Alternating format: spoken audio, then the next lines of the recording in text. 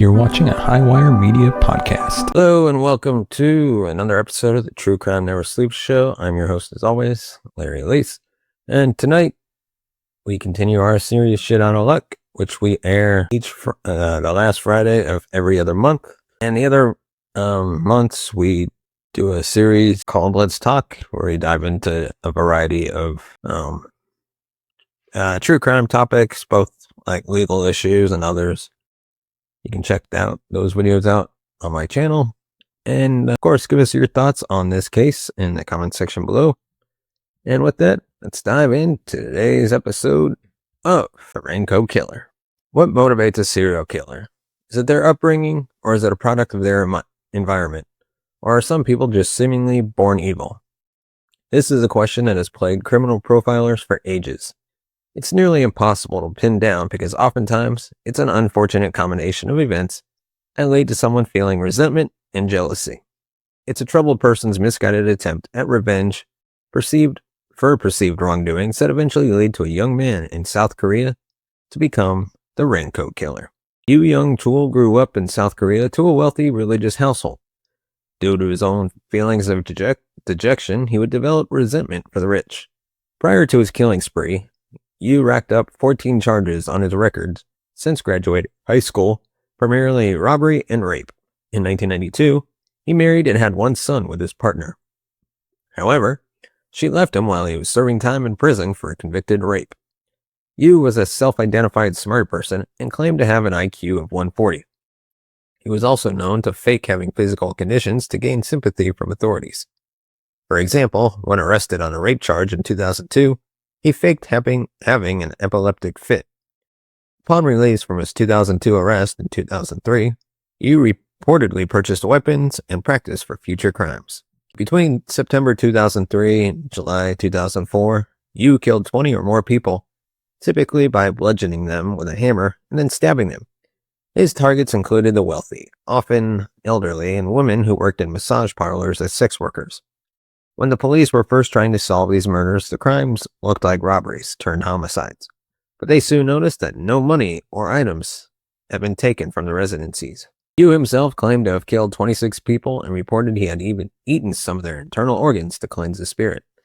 However, authorities have only been able to officially find him guilty for 20 murders and have been unable to prove or disprove his cannibalism claim.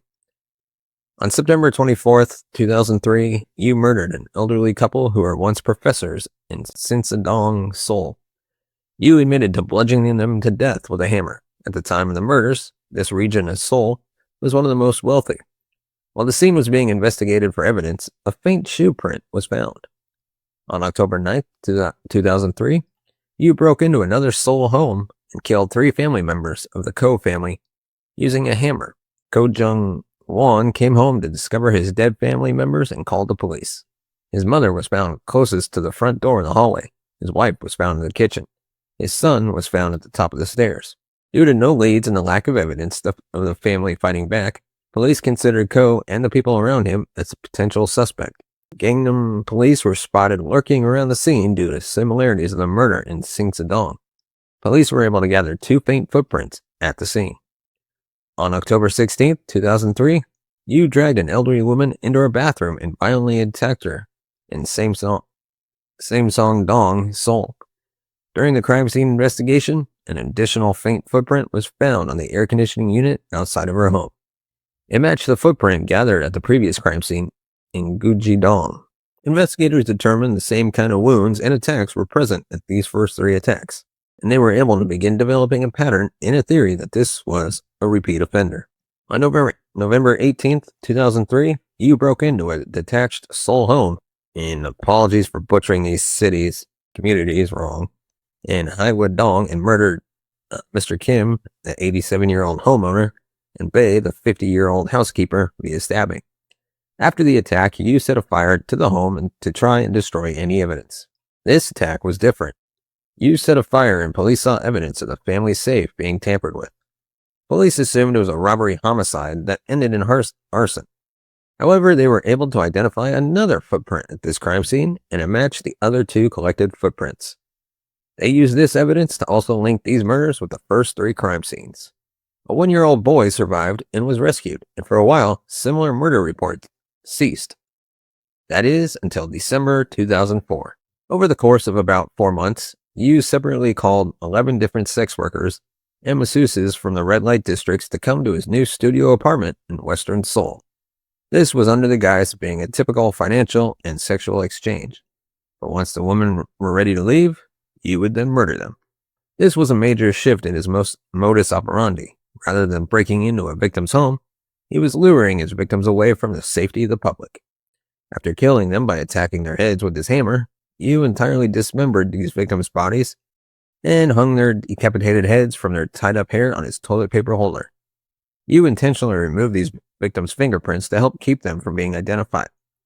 He eventually disposed of their limbs, stored in plastic bags in the mountains around Seoul. He would take these bodies to their final locations in cabs, throwing kimchi in the bag with the bodies to cover the smell and have something to blame it on. Yoo individually marked the locations where he had buried his victims, making sure he never accidentally dug up an old site. Yoo's murders began happening in quicker and quicker succession as time went on. Prior to this case, police departments from different districts did not often spread the word about any unsolved cases. Unsolved cases led to poor reviews and less chance of a promotion through the promotion system used at the time. Despite this, after the second murders, police from the first crime scene showed up once rumors had spread that there were similarities between them. At the second crime scene in Gujidong, Seoul, Korea's first ever criminal profiler, Kwon Il-yong, was brought to the initial crime scene investigation. At first, he tried to focus on reported crimes of the previous 30 years, trying to find a similar perpetrator or crime. He was particularly stumped by the weapon used, and the forensics team struggled to recreate the types of injuries in their labs. Later on, they discovered this was because Yoo actually crafted his own unique weapon. Kwon assessed that the intense head injuries probably meant this was a crime fueled by someone with intense anger and resentment, rather than a typical robbery, especially since the money and valuables were left untouched. At the third crime scene, Kwon and the forensics team were able to determine that the footprints collected at the second and third crime scenes were a match, and the victims' wounds at all three crime scenes were similar and likely resulted from the same attacker.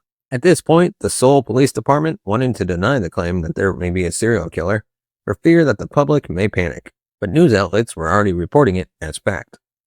Since the fourth crime scene in Hwayedong was so different, investigators didn't connect it to the first three initially.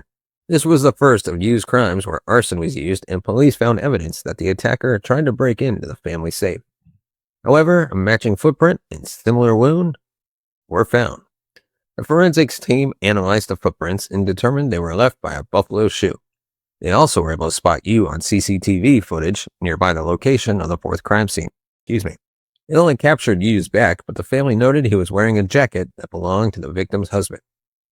There was debate within the police department about whether or not to release the footage. In the end, the footage was released to the public, and for a while, the killings seemed to stop. Little did police know, Yoo had moved on to targeting new victims with a new MO. His decision to target sex workers and masseuse parlors, knowing that their disappearances were likely to be reported or were less likely to be reported or seriously investigated police, threw the investigation office off for a while. Sex work had always been illegal in South Korea, but until a few years before Yoo began his attacks, police were known to allow brothels to function and even accept bribes from those that ran them. A new police chief changed this and cracked down on the red light district. This inadvertently created less communication between sex workers and police for fear of being arrested for their work. Finally, one parlor owner who had a number of his own sex workers go missing began to think something more sinister was happening beyond these women just running off. The final straw was when a man called the brothel asking for a woman to come to his home, but called from the phone number of one of the missing women. The parlor owner recognized the number and contacted police. After this call, police waited for him to call back and followed one of the workers to the location he asked her to come to, a park near Hanyang University. However, this woman was spared and came back to the police. He apparently told her to go because she was too tall. This was evidently common practice for Yoo, who was looking for victims that were short and thin, making them easier to bury. Yoo called the parlor back soon after and asked for a new woman to meet him in an alleyway. Police met him there and arrested him, while he resisted, stopping him from committing another planned murder. At the time, they mostly didn't suspect him for all of the confirmed serial murders. All they knew was that he had some connection to the missing women from the brothel. Initially, they had no evidence or crime to arrest him for because he wasn't caught in the act of soliciting sex. But Yoo violently resisted arrest and tried to dispose of possible evidence. He tried to chew up and swallow a paper flyer for the same massage parlor. Once arrested, Yoo quickly admitted to the murders committed at the 4 publicly reported crime scenes. One officer tried to belittle him, saying he didn't look capable of the murder, and Yoo was quick to correct him. He asked for a piece of paper and began to jot down tally marks. He returned the paper and said, "Sir, this is how many people I've killed." Yoo then asked for the police to bring in his mother so he could formally confess to her as well. His mother and sister arrived at the station, and once he admitted, "I've killed a lot of people," his mother actually fainted. Yoo agreed to verify his connection to police by going to the crime scenes and explaining what had happened. They began with a Gujidong crime scene. When Yoo was asked to identify which house the murders happened in, he went to the house behind where the bodies were found and began to give facts inconsistent with the crime scene. Many officers began to think he was not the actual killer and stopped taking him seriously. Police brought him back to the investigation room at the station and began questioning him when Yoo appeared to start having a seizure. Little did they know, this was something Yoo had faked in previous arrests. Thinking the event was real, police removed his restraints. Yoo then escaped by simply getting up and walking out during the commotion of the officers coming in and out of the room. Police found him in the red light district and were able to forcibly arrest him a second time, 12 hours after he was first arrested. Due to his confession during the previous arrest, they had more reason to hold and question him. During the second interrogation attempt, Yoo said he would have continued on killing had he not been caught. He refused to speak directly to the forensic investigator who came to verify his statements, Kim Hee-suk, because she was a woman. Instead, Kim listened from outside the room. Yoo went on to draw maps and details of the home invasions, talking his way through his murders in a supposedly boastful manner. He also confessed to killing dozens of women in the name of God and described the dismemberment and burial in horrifying detail. After his detailed confessions, Yoo then distracted the investigators to the burial site behind a temple in the mountains. They discovered the dismembered bodies of the 11 murdered sex workers. The provided details and the victims' bodies were used to verify Yoo's confessions and detain them. The day after his final arrest, Yoo was captured by news crews wearing a raincoat and a mask to block out his face, and he was dubbed the Raincoat Killer. At one point, Yoo directly stated his hateful motives to a TV camera and confessed his guilt for the crimes, saying, "I hope this teaches women a lesson, that they shouldn't be sluts and the rich should know what they have done." Initially, police had no physical evidence to use in convicting Yoo. When they first investigated his apartment, it looked spotless. Using luminol, however, a perfectly clean bathroom lit up to reveal bloodstains all over. This was how forensics decided to take a better look at the bathroom ceiling, where they were able to find 3 different traces of blood. Police also found an altered sledgehammer outside of Yoo's apartment building. The handle had been shortened, making its swing radius uniquely short. Forensics lifted blood residue and DNA from the hammer, even though it had been cleaned deeply. The shape of the hammer also fit the particular wounds that police had struggled to identify earlier. The DNA lifted from the hammer was used to identify Yoo as the killer in the cold case of Ahn Jae-sun. Ahn was a vendor whom Yoo stabbed to death, cut off his hands, and burned his body in his own truck. Police struggled to identify the body before or collect incriminating evidence because of how badly burned and damaged his corpse was. Before the DNA testing, Yoo was never suspected in this case, and its MO was much different from his other murders. On December 13th, 2004, Yoo was sentenced to death for being found guilty of 20 counts of murder.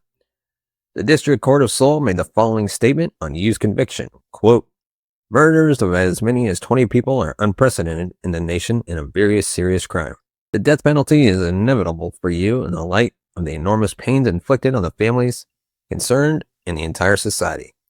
Yoo confessed to having killed 6 additional people and was initially charged with 1 additional murder.